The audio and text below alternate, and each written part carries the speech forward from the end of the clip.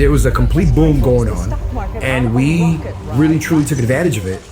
And I knew one thing from anything that I've ever learned in my life: you cannot succeed in this world without great people by your side. And if anyone remembers that company, they'll tell you, man, that company was wild. It was like Wolf of Wall Street wild, right? It was wild. It was one of the reasons why we went into the 2007, 2008 recession. I lost it all. It was tough. It was miserable. A lot of my co-workers, colleagues were highly depressed. But there's a real big, bad, dark side to this industry. And you probably haven't been exposed to that yet, but as you continue to find success, I promise you, you will, and it's unfortunate.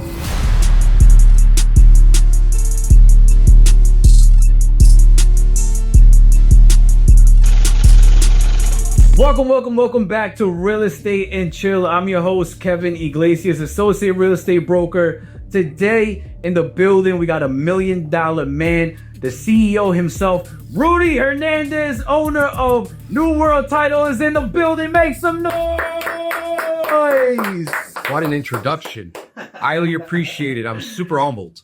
Thank you. Thanks for having me. Yo, appreciate you being here. Flying in from what?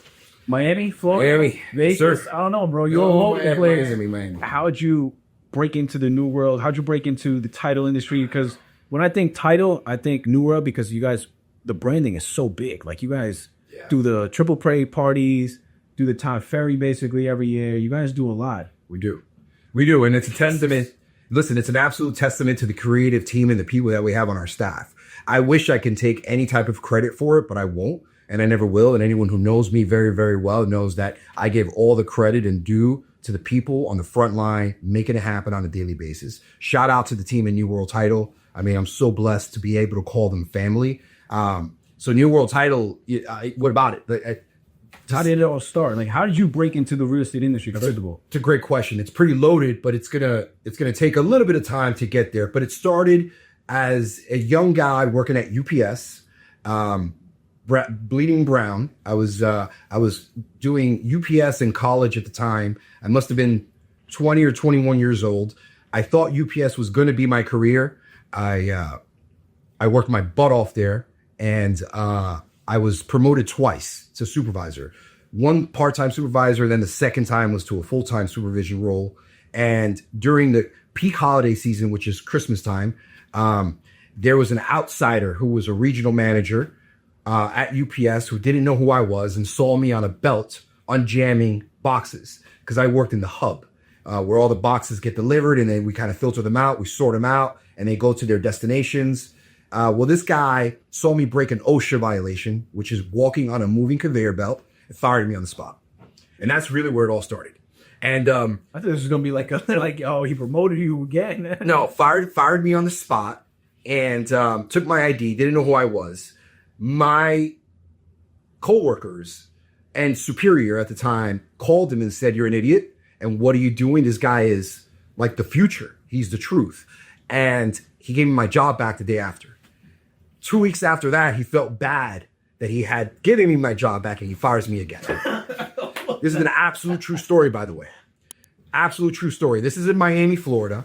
And my life was, you look back at things nowadays and listen, all grace and credit to God, but you know, my life was in shambles, and I couldn't even go into the new year happy. I remember, I think I took the semester off of school.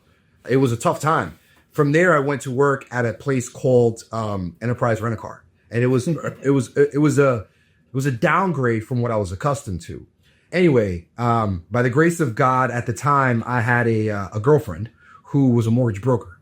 And she told me and believed in me so much that she said I should get into the mortgage world. And I resisted at first because I was I was not exposed to non-commission.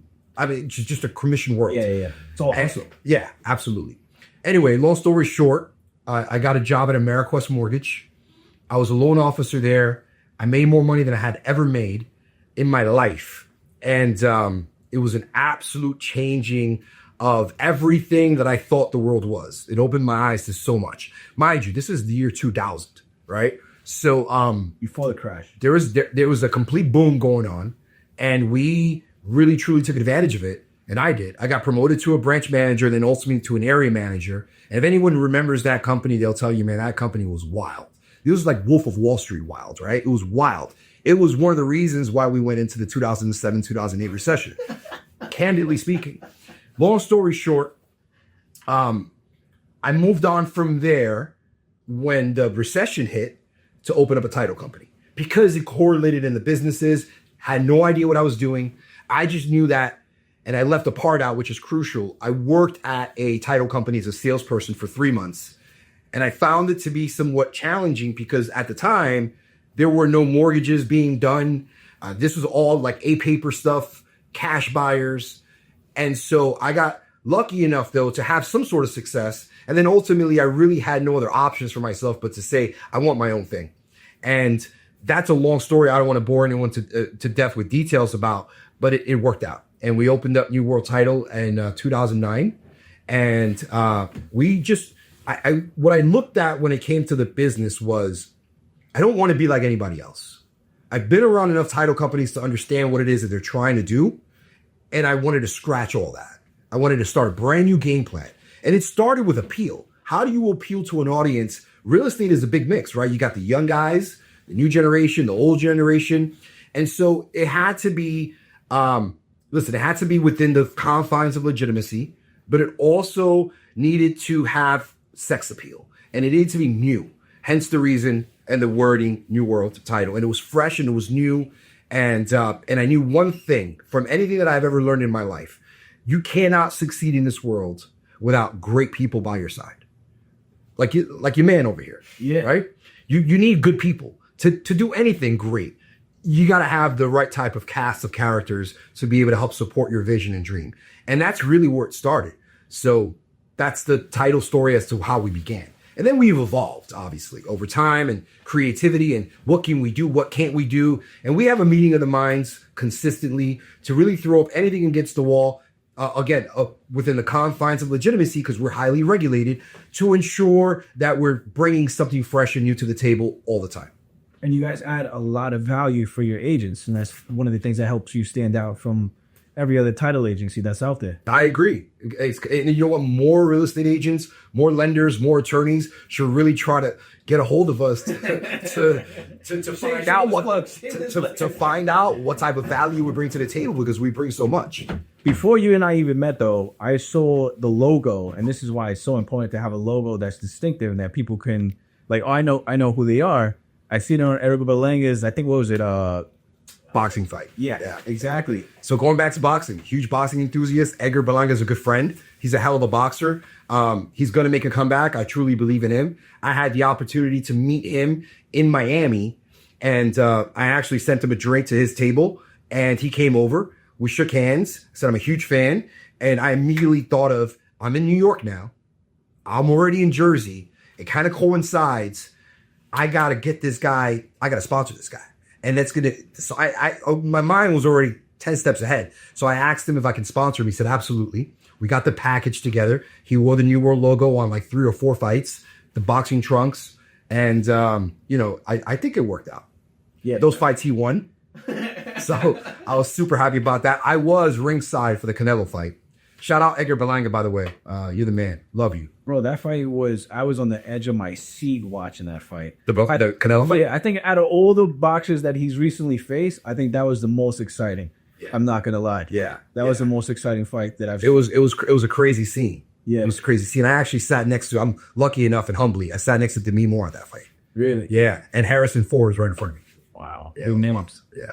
Big names. Yeah. So as far as like, all right, you got fired, which was obviously a blessing in disguise, and we have similarities because the same thing over. I got into real estate. I got fired. My wife was like, "You should get into real estate. You know how to talk to people. You know how to hustle." And same thing like you. I don't know if I was scared of going into a commission-based career because I'm like, nothing is solid. Yeah. Anything fall apart. Yeah. Now I've been in the business 9 years now. A lot of that has to do with our upbringing too. Yeah. Like we come from Latin families and we're just not accustomed to being entrepreneurs. We're accustomed to society kind of dictating how it is that we go about our business. And it's funny you say that because, I was getting that you should get a regular job. You should go apply this, you should apply that. It's not steady. I was getting everything. But again, when you take the risk on yourself, and it works, that's the big splash. It's a beautiful thing, isn't it? It's a beautiful thing. It really is. Beautiful thing. Yeah. But again, that had to happen in order for you to level up, go into entrepreneurship. For sure. You look back at things, and at the time I was going through it, man. It was tough. But you look back, and again, all glory to God. I'm sorry to keep mentioning it, but obviously, I'm a big believer in God too. Yeah. Trust me, I've been there, bro. I've scanned my card. I got denied at the deli for like $7 for a sandwich. I'm crazy, right? Now I could buy. Oh, I got stories for you, my man. I got stories. Man, you'd have beef with this guy though. He used to work at you was what, UPS? Was UPS FedEx? FedEx? Yeah. You guys were getting too. Well, I've got no favoritism either way. As a matter of fact, we ship all our packages FedEx now. Let's go FedEx. Yeah. There you go, UPS rub. But okay, so you guys are obviously building something that's huge. Back in 2009, like you guys, I feel like as far as branding, again, it's just building that brand up to be exactly something that's unique, something that's bigger than you. Yeah, and it's not over. I think it's just starting. There's a lot more that we need to accomplish. I kind of instill that in the people every single day. I try to be a voice of reason, and I try to be a visionary for them. Not that they need it, because a lot of the people that are part of our company and organization are really truly taking the bull by its horn on a daily basis and doing things that are profound, in my opinion, and have really truly led the way. Listen, with anything great comes a lot of bullshit, the hate, and those are the kind of things that we navigate away from. We stick in our lane, which our own little bubble and our own little circle, and that's the way we like it. But that comes, and I tell people this all the time, like if you want to be truly successful, be prepared for envy, for jealousy, for people around you to change up on you. Unfortunately, because it's always the people around you that put you in a box, and once you start to break through that box, it's like how can he do it? I come from the same background, and I can't get to where he is. You know what I mean? It's unfortunate. It's that crab in the barrel mentality. But it really is. It's a shame, but it's the way of the world, right? We got to adapt. Got to adapt to it. I give it no attention. I've gotten to a point in my life, and again, this has to do with evolution and the amount of years that I've lived on this beautiful earth that allowed me to just really, truly not care. Let me ask you a question. I feel like you're very low key. I am. Like, do you have a social media account or anything? I don't have a personal account. You can't find me anywhere. I have a LinkedIn account, and that's just because if I could do away with that, I'd do away with that as well. I was taught at an early age. Background. I was born in East New York, Brooklyn. I was raised for like 6 or 7 years in East New York, Brooklyn. And then I moved to Ozone Park, Queens. So really, I'm an Ozone Park, Queens kid. I didn't migrate down to Miami until I was 15 years old. And one of the things, I don't want to say I'm a street guy, but the street upbringing, in a sense, always taught me to keep a low profile. And I get that the new generation has to evolve into the social media thing, but I got to be honest with you, I hate it. I am anti-social media. I don't need the attention. I don't want the attention. I want to focus on good things. I want to accomplish things. I want to leave a legacy behind for my kids. And I understand social media. It is a part of business. Listen, I have multiple businesses where social media is a huge component. I'm just not keen on it as much as some others. But then that's why you hire people that are obviously smarter than you and play those positions. That are looking to me to be on social media. Mike is, better personalities. I don't need it. And so, yes, they handle their social media part. Yeah, look, I similar thing. I got into business in 2016. I didn't get on social media until 2021, but only because COVID happened and I saw everybody was on their phones, everybody was virtual. I'm like, I got to grow the brand to be bigger now. I wanted to start a platform, and then it just all happened all at once. So I understand. I'm very low key. I understand. I understand it. Listen, to each his own. I'm not hating on anyone who makes a living. There's a lot of people making great livings specifically off of social media. I respect it. I don't hate the game. I respect it. It's just not my cup of tea. I'd rather just kind of be away from it. I don't need a spotlight. I come from humble beginnings. When I've got to be there in presence, I will be in a different shape or form. But just not my thing. So let me ask you a question. You're a very successful entrepreneur. I appreciate that. Thank you. What are, there's a lot of entrepreneurs that fail. What do you feel are the reasons why they fail? And listen, first thing that came to my mind, a lot of egos in any type of business. And I think people need to start checking their egos at the door. I think people need to start maneuvering personality-wise with a better understanding of what your end goal is. If you're gonna just beef with someone because it's in your heart to do so, or you just don't want to be made to be like the outcast or made to feel like you're wrong about a situation, I think you're navigating business in a different fashion than I would. I think that understanding personalities and understanding who's who and what's what. Listen, it's just like a football coach. I treat every single employee or partner different. I have to be harsh with some because that's the exact way that I'm going to get results. And then others, I got to kind of say, okay, let me take a deep breath and just calm down or talk to them this way, in this fashion. And having a keen understanding of that, I think, would make a huge impact. Checking your ego at the door. I don't want to give the cliche niche things like work hard, dedication, because I think that's pretty evident and obvious, right? Anything you want out of life, you got to work pretty hard to get. But outside of that, I think it's that. And then also underestimating the value of people and not looking beyond how it is that anybody around you can be of help while you reciprocate the help. There's got to be reciprocation. What's a people business? I mean, I wouldn't be as successful as I was if the right people didn't put their trust in me. Dude, not many people believe that. And not many people follow that. There's a lot of lone wolves out there. There's a lot of people who would just have too much of an ego to allow themselves to be put in a situation around others to help propel them to the ultimate goal. So I agree with you there, definitely. And I think social media plays in a part because you have so many strangers stroking your ego now and like putting you on a pedestal that you probably weren't on before. Right. And now you feel like, yeah, I'm the man now. Yeah. Well, all that stuff is fake. Like, I don't feed into the social media stuff at all. Fake. It's a lot of fakeness. So everything's a highlight reel. Yeah. But again, it could get to your head to put you, that confidence starts boot. Like same thing. Like when you're broke, confidence may not be there. When you get that money, confidence is like a whole nother level. For sure. Yeah. You know what I mean? Yeah. So absolutely. Yeah, I agree. I think entrepreneurs especially in real estate, everybody, it's competitive sport. Super competitive. Real estate is the most competitive. It's a super competitive. Oh yeah.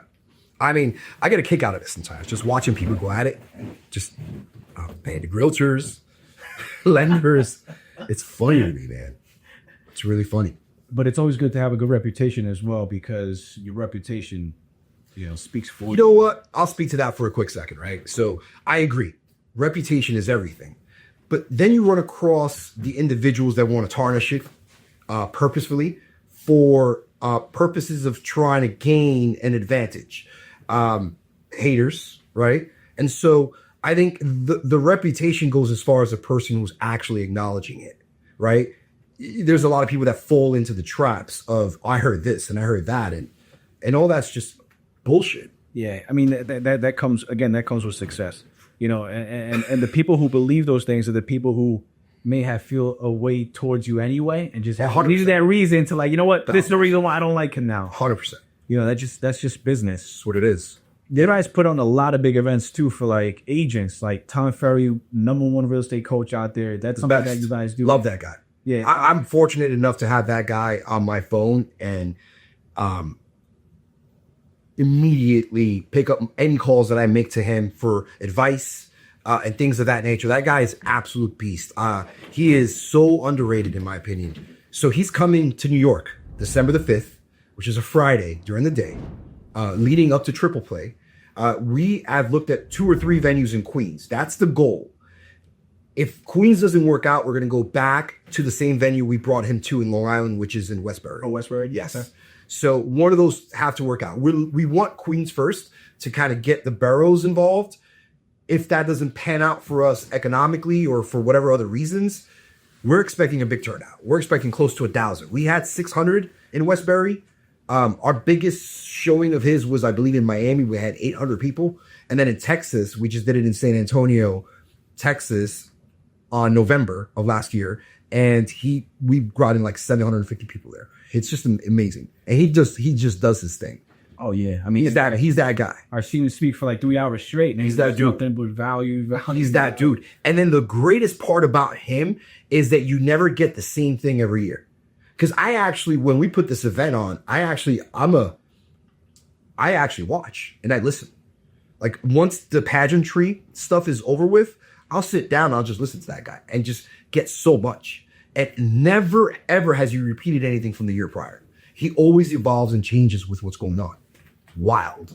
Yeah, again, I've had the opportunity to kidnap him from an event, and we drove him to the airport. So that's how we were able to get awesome. You mentioned that to me the last time. Yeah, he's great. We just made it happen, thinking I was like, look, hustlers are gonna make that nigga crooked no matter what. I was like, I gotta get this guy on the platform. And by the way, for the audience who's watching, we bring Tom Ferry, and initially the idea was to bring Tom Ferry free of charge, right? We just wanted to create a platform for ourselves to get in front of a real estate audience. That's the whole reason behind it. How can we give you more value? He brings a ton of value, and he's expensive to go watch. So we're basically covering it. But because of the regulations and the rules of our industry, we're not supposed to give something of value. We have to charge the $20 that's it to go watch it. It's $20. Damn, that's cheap. Super. That is like, oh my God, you telling me? There's VIP areas as well. If you want to get closer, it's a little bit more. And then there's usually like an after party, which comes with the VIP, so on and so forth. But he is absolutely amazing. I'm happy to bring him back to New York. He was just here 2 years ago. We're making a big push in New York for a lot of the reasons. And it leads up to Triple Play in Atlantic City. And if anyone doesn't know, we throw probably the biggest party. And it's just, again, this wasn't all me, in Atlantic City. And it's a party, so let's just call it what it is. We had the convention during the day. People can come up to the booth, get to know us, get to know reasons as to why they should be working with us. And then, hey, we throw the party at night. Yeah, no, like I said, I've seen videos. I've never been able to attend. Mike has, though. He the party, and sure, yeah, I've seen him there with a couple of gold bottles and ace of spades and everything. I love this, and there's all that happening. Yeah. I'm like, wow, I've never seen Mike act like that. But Triple Play does that to him. It really does. It also wears you out. You need like a week to recover from it. It's crazy. But you guys are doing a lot of big things now. Moving into sports, right? Yeah. What inspired you to do that? Obviously, you've always been a huge fan of any type of sport that's not hockey and tennis and golf. That's all the sports. And soccer, right? I'm not a big fan of those sports. I'm a big fan of the others. Basketball, baseball, football, boxing, right? And I got so blessed. I've been so blessed in my life, Kevin, to be able to, at this point in my life, do what it is that I really, truly want to do. And we're not going to get into how, but it just happened that way. It was God's way and saying, hey, you've got more to do. And it inspired me to take on understanding a little bit more about how to manage and be an agent for athletes. And something I always wanted to do. I seeked some help because, again, the people around you are really truly the ones who help get you to the point that you needed to get to. I knew nothing about managing boxers. So I sought out a partner. His name is Henry Rivalta. He's got Rivalta Boxing and has had Rivalta Boxing as a promoter for the past 30 years out of the South Florida region. And he is a boxing, not only enthusiast, but he's a genius. He understands the sport, and we became partners, and that's how I got into it. Immediately, we went to Andy Horn, and Andy Horn is the actual attorney for the WBO and the WBA. The guy is notoriously known. He was the attorney for Mike Tyson, Foreman, big name. He's based out of Miami. Sat with him, got the paperwork going, got my license in New York and in Florida to manage boxers. And then that's just going to lead to different sports. So I'm excited about that. But that's how I got into it, just because it's a passion. Yeah, that's a whole nother level. Yeah, it's different. Yeah. And again, I want to make something very clear. I wouldn't have been able to have done that or do anything else for that matter, because we talked about the other businesses that I'm fortunate enough to be able to be a part of. The only way I can get into anything else, and again, I only things that really truly make sense for me entrepreneurially are what I'm going to pursue. And if things aren't in place in the primary place of business, then I wouldn't pursue anything else. But because of the people that are so near and dear to my heart who handle the title company, it allows me some leeway and flexibility to be able to do and take on other things as well. So you mentioned other business a couple of times. What other businesses are you CEO of right now? So I know this one's going to be crazy for a lot of people, but I also own and operate a med spa with a partner as well in South Florida. A full service med spa, aesthetics, Botox, fillers, facials, laser, we also are doing a lot of functional medicine. So hormone replacement therapy for men and women, menopausal women, men who are a bit older, no focus, sex drive, energy, testosterone, peptides, all that stuff. So we're doing a lot of that business as well. And have an insurance company called New Shore Insurance. It's going to be coming here to New York very soon. We hold a license already. That's everything under the sun: property casualty, boat insurance, life insurance, health, you name it. Anything under the sun insurance-wise, commercial, we do. We're operating out of Florida and Texas currently, but New York is next on the list. We have a license in New York and in New Jersey. And then last but not least, a sports agency you're aware of. Last but not least, we're opening a compound pharmacy, which helps create the medicine and the drugs for the med spa, right? So testosterone, we're going to be making testosterone, Ozempic, big one. Tirzepatide, big one. And so I'm excited about that project. We just got our lease in Pompano Beach, Florida, and it's about an 11,000 square foot facility, and we're going to be pumping out a ton of drugs. Well, and that reminds me, you had a podcast too, right? Called Sex, Drugs, and Real Estate. It was an 8-episode podcast, and I was in my moment or in my feelings, whatever you want to call it. And I don't do this. I don't go on interviews. I reject them all the time. I took a liking to you and I said, why not? You asked me again and I said, all right, let's do it. But as I said before, with my low profileness, a lot of people were kind of taking advantage of that, thinking that I wouldn't appear or at least have a voice. I do have a voice. And so at that time, and this was 2017, I wouldn't do it again, but I decided to kind of voice my opinion on things. And ultimately, the sex, the drugs, and the real estate were all correlated with the two businesses I just mentioned. The med spa, real estate title. Obviously, we know what the real estate is. The sex was the vanity and everything South Florida and Miami associated with what it is to have a med spa. And the drugs are what I was just talking about right now. Those type of drugs. Compound drugs, testosterone, peptides, Viagra, tadalafil, all those kind of things. That's where that kind of concept came from. But it was catchy, it was racy, and it turned a lot of people. It turned a lot of people like against me without even listening to the show. The first episode of the show breaks down why I did it. That's like the prelogue. Is me talking about, I know what you guys are gonna think, but here it is. Is it still on YouTube? Like, is it? I think it's still on podcast. I think. I mean, it's been to do some research. It's been almost 10 years now, so possibly, maybe, possibly not. I don't know. I'll have to go find this first episode and see that. It's a whole path. But it's important having a voice. I know you're very low key, but in this day and age, like you were mentioning, everybody wants to feel important. Everybody wants to feel like they got a voice. And they should. I'm not taking anything away from that. You should. Yeah, but it's business. Yeah. Look, you got to be careful of what you say on social media too, because I've seen people say things on social media and do and show. Yeah. Right. Not only just say, do and show on social media. Yeah. Everyone's watching. Everybody's watching. Everyone. And even if they're not hitting the like button, they're watching. The views are going up. I'm not watching. I try not to. I'm really not. I try not to.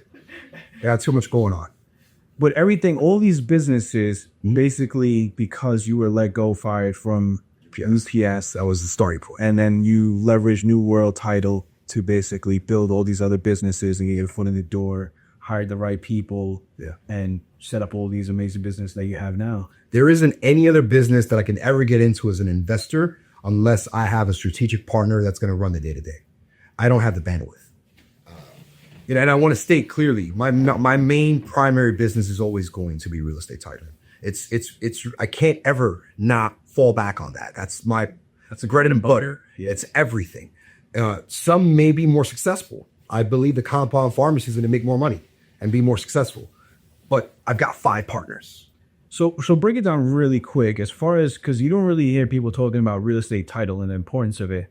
Like if Mike was buying a house right now, he sold it off the street, he's a cash buyer. What's the importance of him having a title? Well, I'm happy you mentioned cash buyer, because if he was financing, he'd need insurance from the lender, a lender's policy, which ultimately is kind of very similar in the same. An owner's policy and a lender's title policy. It's like getting insurance on your car.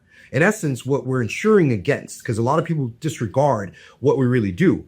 We're a title insurance company. And most people say title companies. Well, what does that mean, right? We're insuring against any defects or potential liability that may arise when you go to sell your home or refinance your home from prior history.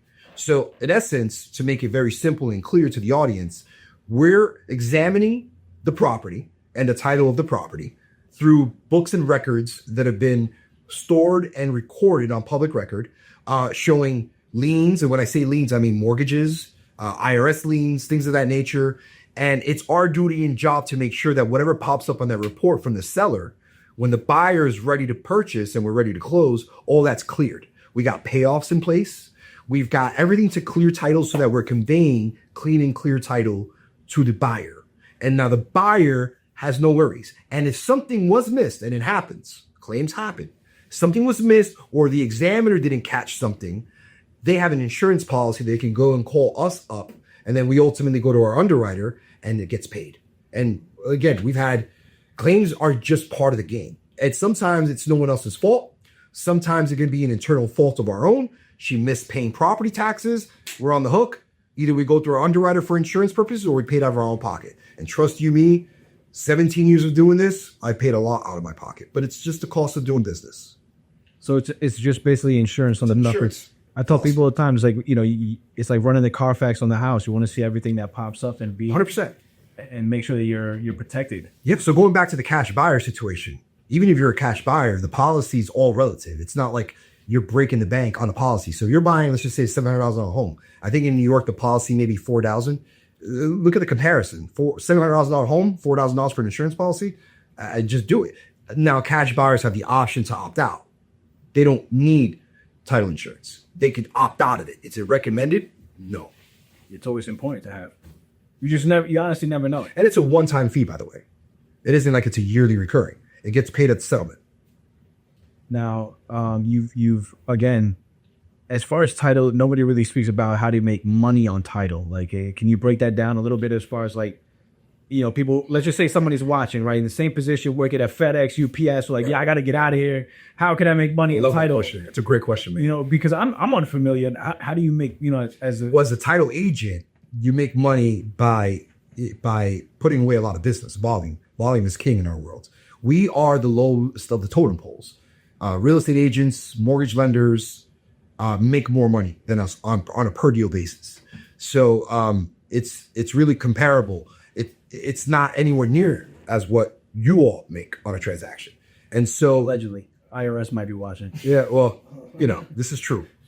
Then don't get me started on it. This is true. But we're the lowest of the totem pole. So in order for us to really make money, it's got to be volume. We got to put away a lot of business. And that compounds itself into, hopefully a good profitable business. So do you need to get like licensed or anything? Yep. You can get it. We're highly regulated. We're as regulated as mortgage lenders. And so there's a licensing process. There's bonds and insurance that you need to purchase. There's background checks that need to be had. You can't have any kind of like crazy background situational things if you want to be an owner. And then you got to have a plan. Sales. How is it that I'm going to come to you, right? Having your attorney who's probably handling title, let's just say in New York, or let's just say you had a title company. What's going to be the difference between him and myself and the person you're doing title with? And maybe you've been doing title with them for 10 plus years. So there's a loyalty factor there. How am I going to be able to pull that away? Listen, it's got to be extreme confidence. You got to have a plan. You got to know what you're doing. You got to know how to articulate it. And you've got to be able to bring something of value, more value than the person they're doing business with right now. And listen, it's not an easy task. It's tough. What our salespeople have to endure out there it's craziness. It's a lot. We have to overcome a lot. But at the end of the day, if you put your head down, you work really hard, you've got good salesmanship, you've got a good heart, because everyone can always feel and understand what that is, right? You're going to be successful. You're going to make a lot of money. Let me ask you a question. And as far as obviously you have a lot of success, but was there ever something that occurred, right, in the business that you were like, yo, I don't know if this is for me. I don't know if I... Probably initially. I think that when we started taking off, there was so much hate with the way we were doing our business. It was not traditional. And competitors would call government agencies, Department of Financial Services. They made up lies. Yeah, there was a rumor going around that we were being looked at by agencies, and that was difficult. It never got me to a point where I was going to jump ship and quit, but it had me questioning a lot. And most importantly, it had me questioning whether I wanted to be a part of this industry, because there is so much great in this industry, and I give all the praise and thanks to this industry, but there's a real big bad dark side to this industry. And you probably haven't been exposed to that yet, but as you continue to find success, I promise you will, and it's unfortunate. And at any time you ever want any type of advice on how to handle those situations, as you get bigger and bigger, listen, guys like Ryan Serhant, for example, he can attest and talk to about what that dark side looks like, because he is in that spotlight, right? He's a big time deal. And kudos to him, he earned that, but he's got to go through the dark side. Things are not always as great as it seems. We go through it a lot. Eyes are on us more than ever. And so, we got to be able to be ready and handle it in a manner that is conducive to positivity and getting through it and not quitting. But yeah, probably that. I think those are the biggest things. Yeah, I can't relate it to anything else that made me feel like this just wasn't for us. It's just it was an instant connection. It was love at first sight. Yeah, and especially somebody being as low profile as you, once that's a different type of attention and pressure. Yeah, people laugh when I say I'm low profile, because they're like, yeah, the way you wear, the way you talk, the way you wear, the way you drive. They're like, you're the last thing from low profile. What's sitting in the parking lot right now? Well, here in New York, I have a 7 Series BMW. In Miami, it's a different story. We got in Miami. Dude. Oh, God. I'm going to get more hate now. I don't know if I want to say it. All right, what's your favorite car? Ferrari F8. So that's what's the main. I won't say it. We won't say the color of the plates. Yeah. It's just this new world title on it. I'm humbled. Very humbled. I got an extreme amount of humility, and I'm very blessed, and I'm very lucky. Gotta be, man. I mean, look, the humble beginnings. You came really from nothing and made a name for yourself and put out a huge business. Nothing. We hadn't even gotten to that part. Nothing. It was tough coming up, man. It was bad. All credit goes to my mother. She's a great mom. And my sister too. Amazing people. Amazing people. Where the work ethic came from, it must have been them. I look back at it and I'm like, dude, wow. But I always say that. I say, having nothing in the beginning was the best tool for me, because it motivated me to work as hard, see my parents struggle the way they did, and made me hungry for it all. Like, I don't want to be broke again. I don't want to go back there. I know how it feels. And that's the push that I needed, like to have that pressure on my back to really just like, you know what? I'm going to make this happen by any means necessary. Well, I got a quick story for you. It happened to me for a second time after the mortgage crisis, before I got into title. Well, everybody was getting a freaking mortgage before 2008. You could work at Mickey D's. You got a house, Everybody was getting approved. Yeah. I lost it all. It was tough. I lost it all during that 2007, 2008 crisis, back to zero. Man, I've got some stories. We're not going to dive into that, but it was miserable. A lot of my coworkers, colleagues were highly depressed, suicidal, because we were making so much money, but we were so young that we were spending it at a rate that was absolutely not called for, because we didn't think it was going to end. And I was right in line. I was mid-20s, dude, making millions a year. And it was just, we couldn't spend it fast enough. Fast life, man. And that's true. But if anything, just like anything else, it's a greater reward for the bounce back. And it was, it was a learning lesson, to say the least. Well, with our backgrounds and where we come from, you know what they say, you're not a hustler if you can't lose it all and make it back. It's true. So you gotta like that. You gotta have it in you. You gotta have that mindset that regardless of what's going on, this pressure is only dust it off, man. Dust it off, get back on that horse and just do your thing. Do what you know best. Go back to the basics. Yeah, without a doubt. But life is gonna hit you upside the head. There's always gonna be some letdowns, disappointments. You're gonna go backwards sometimes, and that's just par for the course. I've learned that. Listen, there's a lot of unwritten chapters in my life, and I just want to keep a straight head and be good to people, right? Because that's important to me. And I hope that anyone out there who feels like I've ever wronged them in any way, shape, or form can give me a call, because that was never my intent, and I don't think I've ever have. At least not to an extent of seriousness. But I live my life that way. I've got a code. Do right by everybody. Be a good person. Be a good human being. And I'm not perfect, man. I am not a saint in any way, shape, or form. But I treat people with the respect, the respect that everyone deserves. So, yeah. No, and look, you're here for a reason. You have all these businesses for a reason. I'm sure it's not easy running all these businesses and the mental strength that you have to have, and the patience too. Because when I lose sometimes, but it's a lot of patience, and that's something that's an acquired skill over time. But you know what? I always tell myself this because you got to get uncomfortable. Growth and comfort cannot coexist. And I look back, the problems that I have now in my life were problems that I wish I had before I got into real estate. So the problems that I look at now, it's like these are now problems, these are blessings. I've got to figure these things out, and everything will work out. God has a bigger plan. 100%. What about that? Yeah, man, it's been definitely a journey. And again, since you guys are doing this since 2009, I mean, you guys been through it all. Everything. Been through it all. Everything. And there's more to come, but yeah, we've been through a lot. What's one dream athlete that you would want to work with? Like top of the list. Right now, current athlete. So can we go by sport? Let's just give me a sport and I'll tell you who. MLB.